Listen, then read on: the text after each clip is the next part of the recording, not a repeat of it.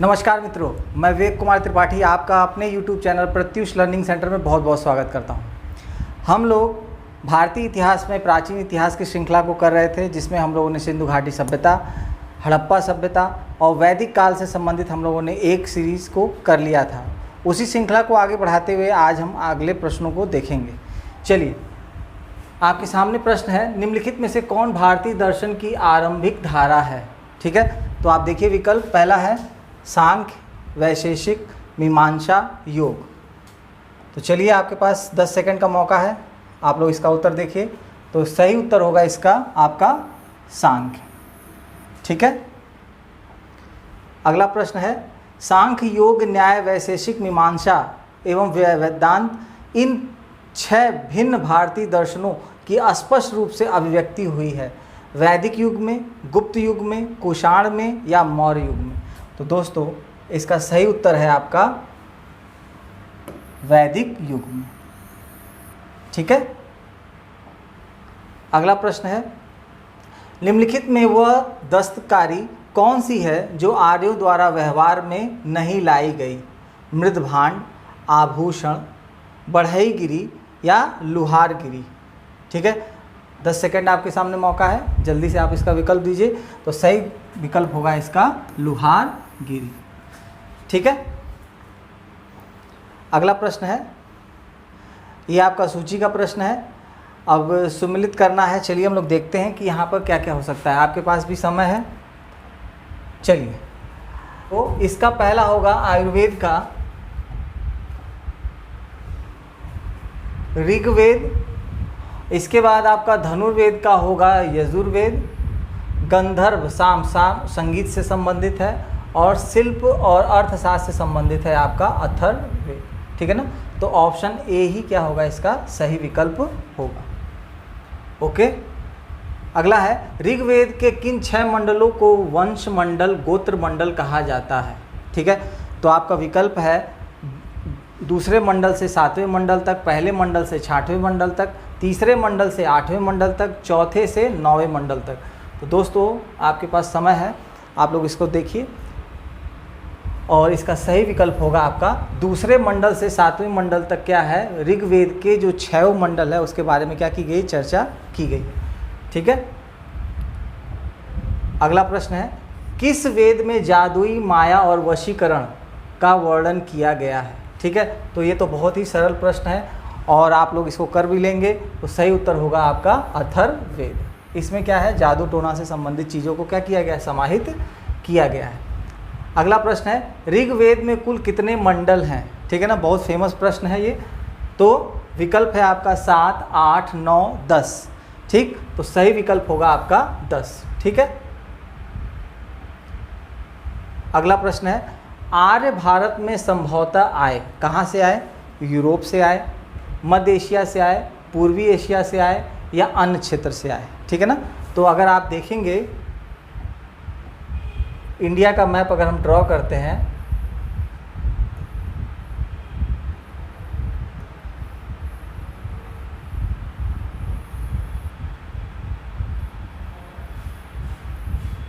तो ये जो एरिया होता है ये क्या है, आपका आर्यों के आगमन का क्या है, एरिया है। और ये एरिया क्या कहलाएगा, मध्य एशिया का भाग। ठीक है, पूर्वी एशिया कहेंगे तो फिर आप नीचे के साइड में चले जाएंगे, वहाँ पे क्या होगा, पूर्वी एशिया हो जाएगा। तो सही विकल्प होगा ऑप्शन नंबर डी। अगला है, कौन सा वेद अंशतः गद्य रूप में भी रचित है? और ये बहुत ही अच्छा प्रश्न है, मैंने फर्स्ट वीडियो में आपको इसके संबंधित कॉन्सेप्ट बताया था। तो इसका सही विकल्प होगा यजुर्वेद। यह गद्य और पद दोनों में क्या किया गया है, लिखा गया है। ठीक है, अगला है, सभा और समिति, प्रजापति की 2 पुत्रियां थी का उल्लेख किस वेद में मिलता है? पहला विकल्प है ऋग्वेद, यजुर्वेद, सामवेद, अथर्ववेद। ठीक है ना, तो यह भी प्रश्न मैंने आपको पहले वीडियो में ओरल बताया था और देखिए आज आपके सामने आ भी गया है। इसका सही उत्तर होगा आपका अथर्ववेद। अथर्ववेद के अंदर क्या किया गया है, प्रजापति की जो दोनों पुत्रियां हैं सभा और समिति, उनका क्या किया गया, वर्णन मिलता है। ठीक है, अगला है, ऋग्वेद युग की प्राचीनतम संस्था कौन सी थी? ठीक है ना। और यह बहुत बार पूछा गया प्रश्न है, लोगों को लगता है कि यह बहुत इजी है, सिविल्स में भी ये प्रश्न आया हुआ है, सभा, समिति, परिषद और विदथ, ठीक है। तो लोग इसको करते हैं और लोग उत्तर मार के आते हैं सभा, लेकिन ये उत्तर क्या है, गलत है। जो सबसे प्राचीन समिति है वो है विदथ, ठीक है। ये सबसे प्राचीन समिति के अंतर्गत इसको क्या किया गया है, रखा गया है, ठीक।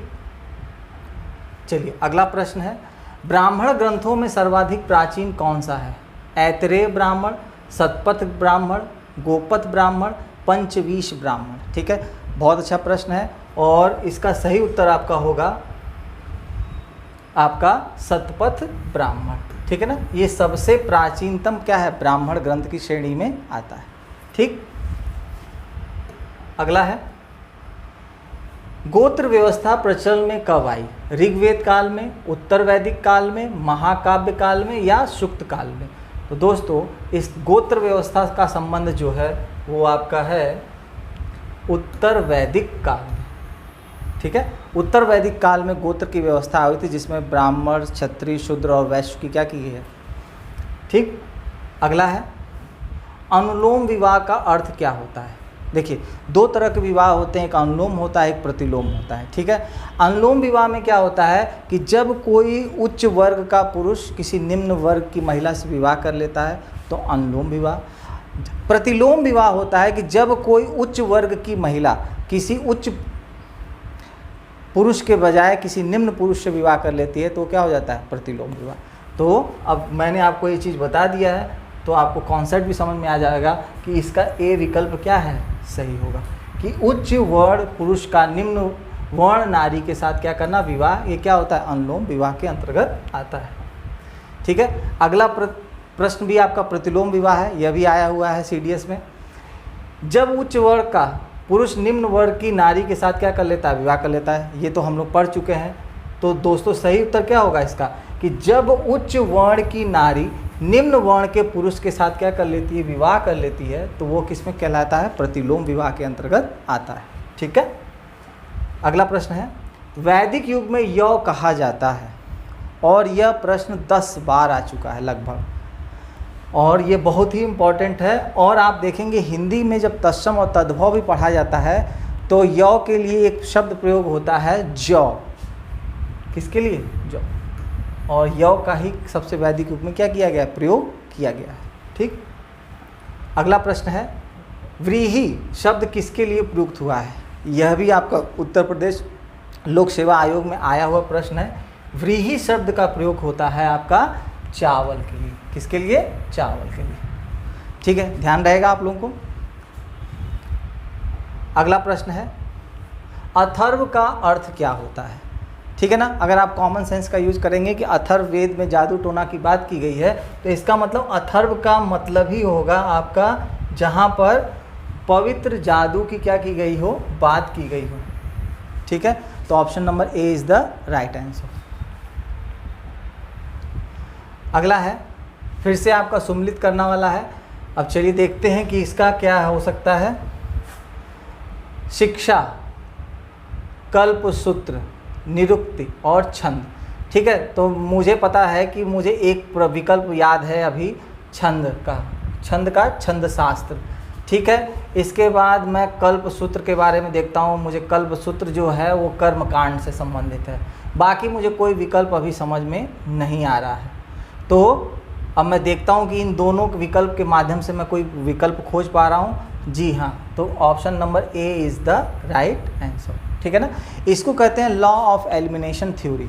जब भी आप ऐसे प्रश्नों को सॉल्व करेंगे और जहाँ पर आपको केवल मात्र 2 विकल्प पता हो, कभी कभी सिविल के प्रश्नों को सॉल्व करते समय आपको ऐसा लगेगा कि आपको तीनों विकल्प नहीं पता है, लेकिन अगर आपको एक विकल्प अगर सही पता है तब भी आप वहाँ पर उस प्रश्न को बहुत ही सटीकता से क्या कर सकते हैं और आपको यह आना चाहिए।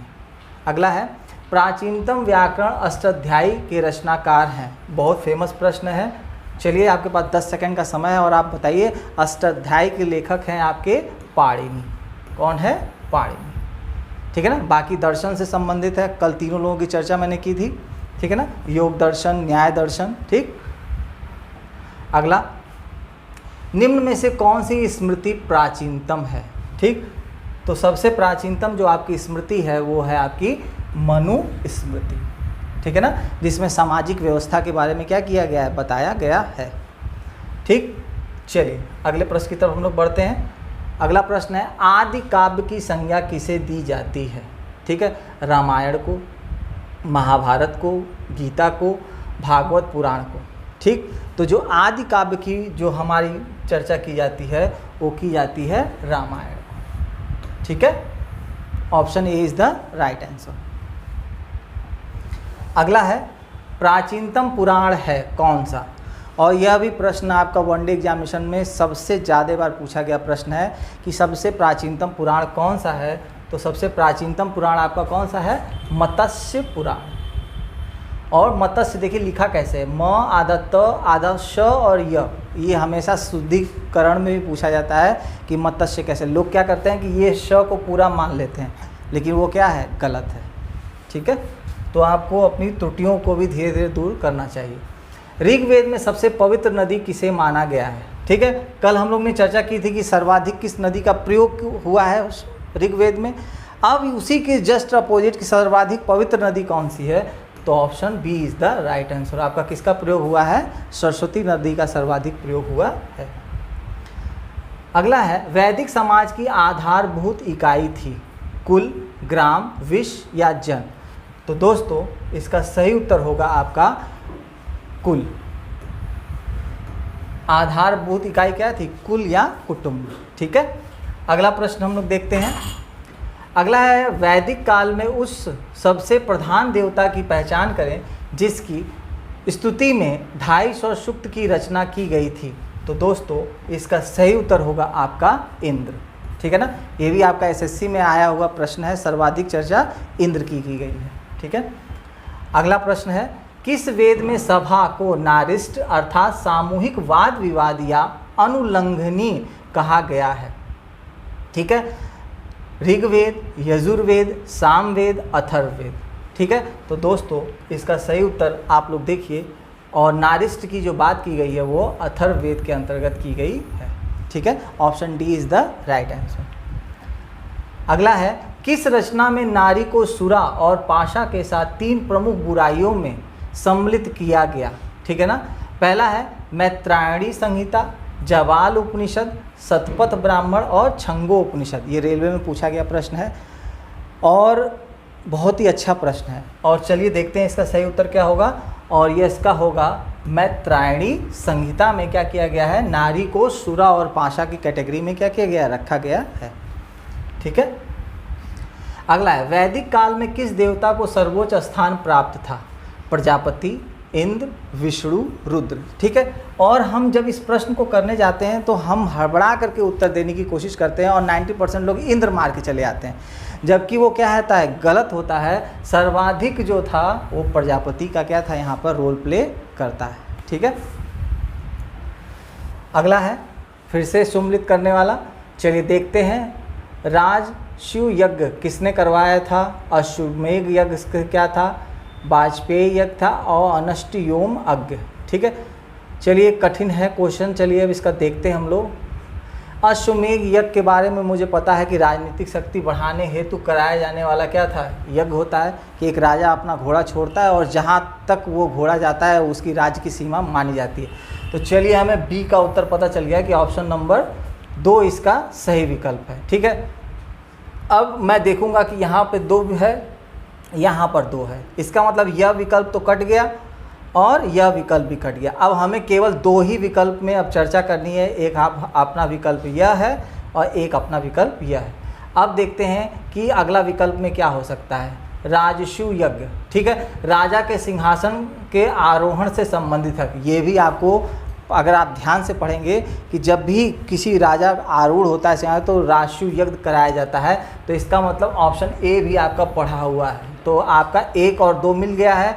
अगर मानते हैं कि यह सौर प्रदर्शन और इसके बारे में आपको नहीं भी पता है, मान लेते हैं कि आप वाजपेयी या अनष्टि व्योम यज्ञ के बारे में नहीं भी जानते हैं, लेकिन अगर आपके पास 2 ऑप्शन आ गए तो ये मान के चलिए कि आप लॉ ऑफ एलिमिनेशन थ्योरी से इसको बहुत ईजिली अटेम्प्ट कर सकते हैं और सिविल सर्विसेज के अधिकांश क्वेश्चन ऐसे ही अटेम्प्ट किए जाते हैं। जो पढ़ने वाला स्टूडेंट होता है वो कभी भी सब चीज़ों को नहीं रटता, वो बेसिक कॉन्सेप्ट को क्या करता है, अपने साथ लेके चलता है, क्लियर करता है और प्रश्नों को क्या कर लेता है, सही कर लेता है। तो ऑप्शन ए इसका क्या होगा, सही होगा।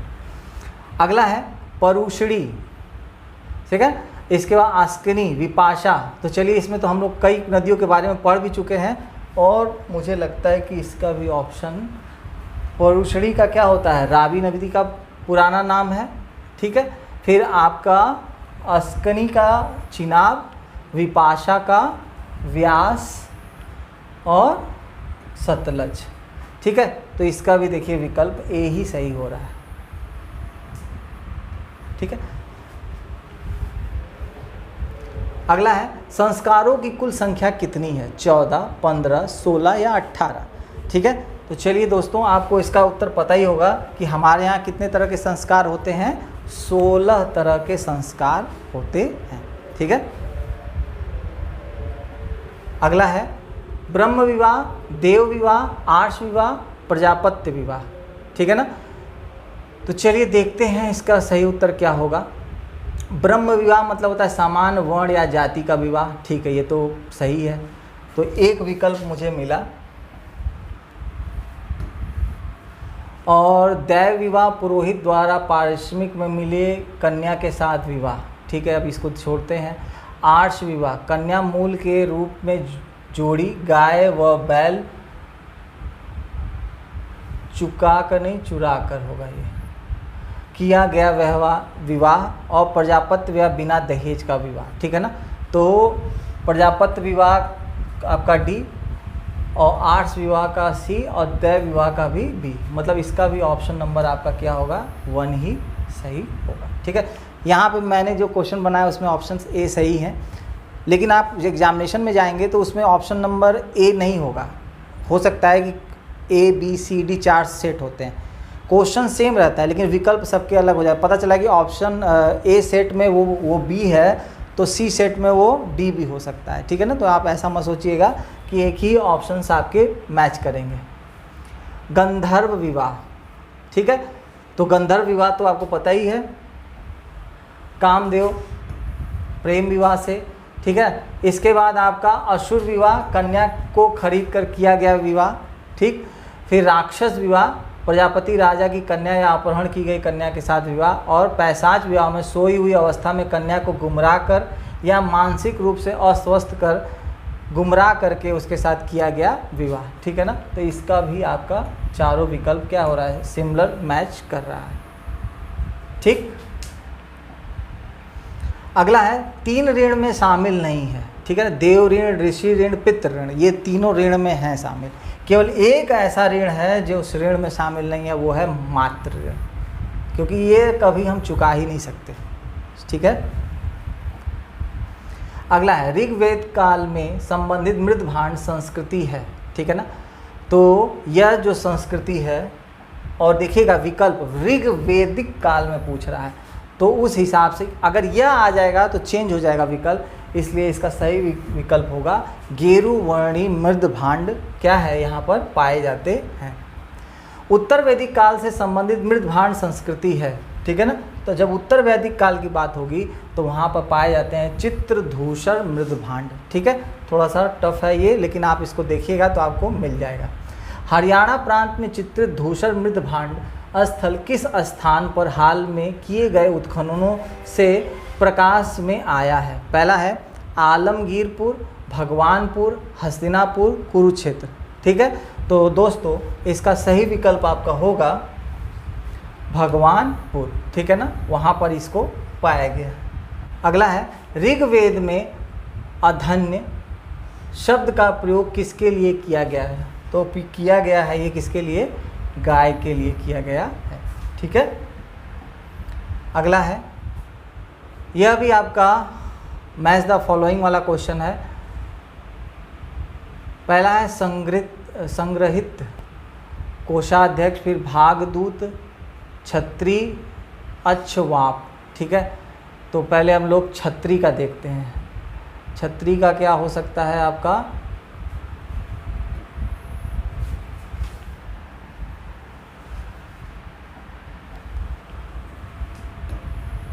प्रतिहारी राजप्रसाद का संरक्षक, ठीक है ना,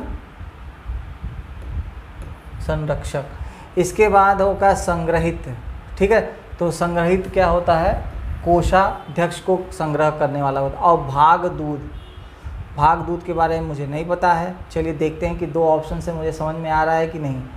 ए का 1 और सी का 4, 1 और 4 का ऑप्शन है कहीं पे, डी में नहीं है, सी में नहीं है, बी में नहीं है, तो इसका मतलब ए क्या होगा, इसका सही विकल्प होगा, ठीक है। 2 के बारे में मुझे नहीं भी पता था, इसके बाद भी मैंने इसको एलिमिनेट करके अपने प्रश्न को क्या कर लिया, सही कर लिया। अगला है ऋत, जिसको कहते हैं प्राकृतिक संतुलन स्थापित करने के कारण किस वैदिक देवता को ऋतस्य गोप कहा जाता है, ठीक है। चलिए ध्यान रखिए कहाँ पे होगा ये कहा जाता है वरुण देवता को, ठीक है ना। अगला है निम्नलिखित में कौन मूलतः जल या समुद्र का देवता था, ठीक है। लोगों को लगता है कि इसका उत्तर इंद्र होगा, लेकिन वो गलत है। सही उत्तर इसका क्या होगा, वरुण, ठीक है। अगला प्रश्न है 3 क्रमों या पगों में तीनों लोक को माप लेने के कारण किसे उपक्रम कहा गया। तो 3 पग में जिसने नापा था वो थे हमारे विष्णु, ठीक है। अगला है आपका पूषण, रुद्र, धौ, अदिति, ठीक है ना। तो चलिए देखते हैं इसका विकल्प क्या क्या बन सकता है। रुद्र,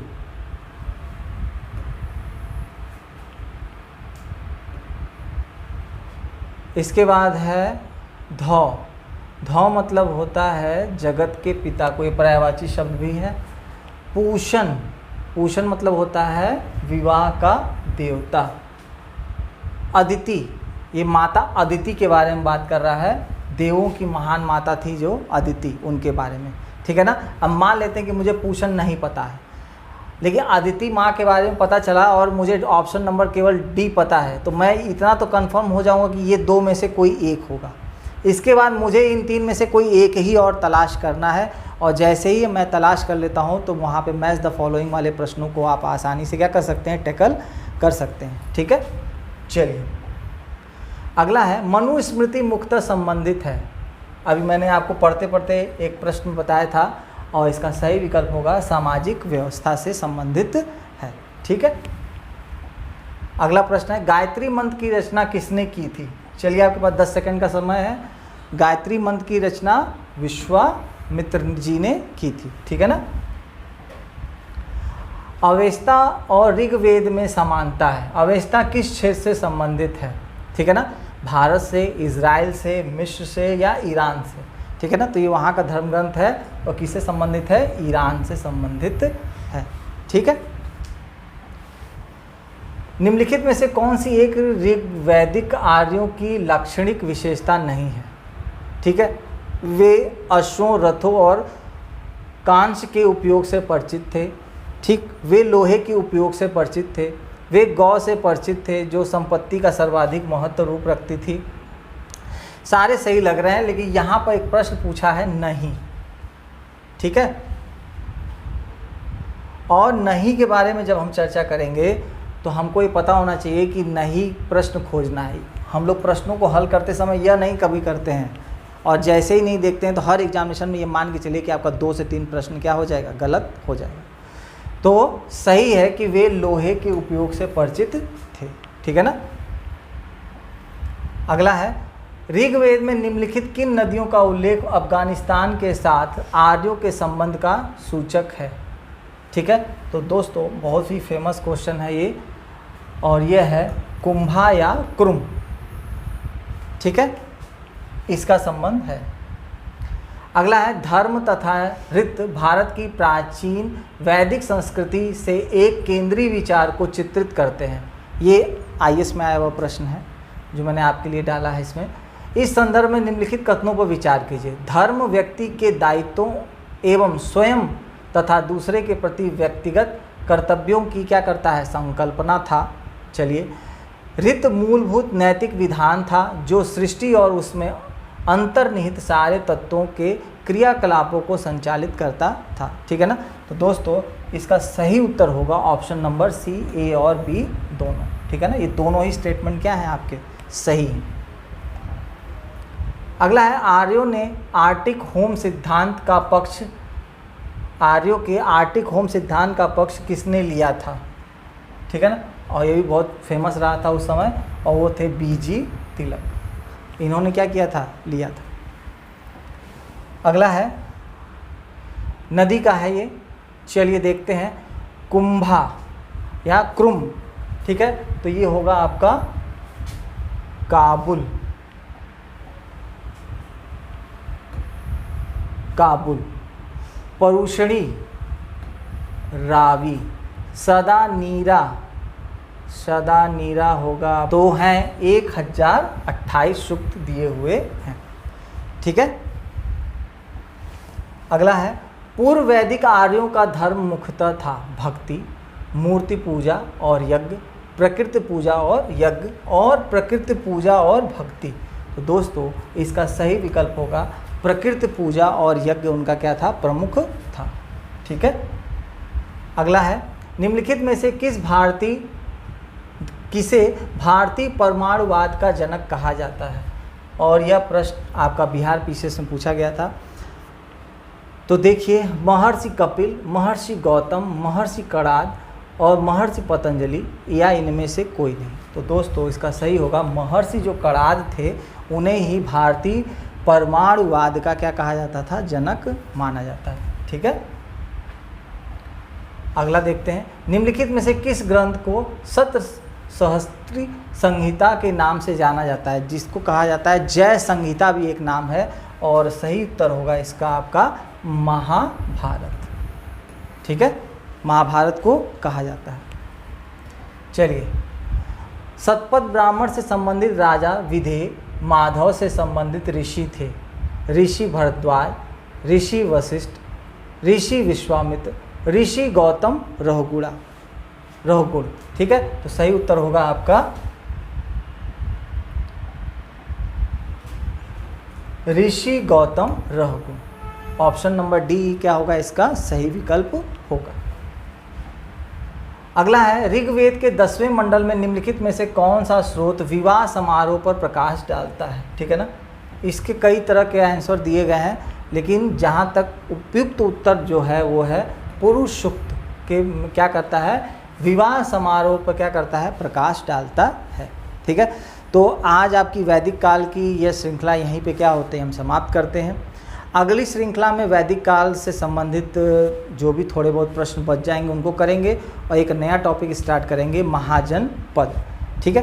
तब तक के लिए अब हम लोग यहीं पे विदा लेते हैं आपसे। जय हिंद, जय भारत।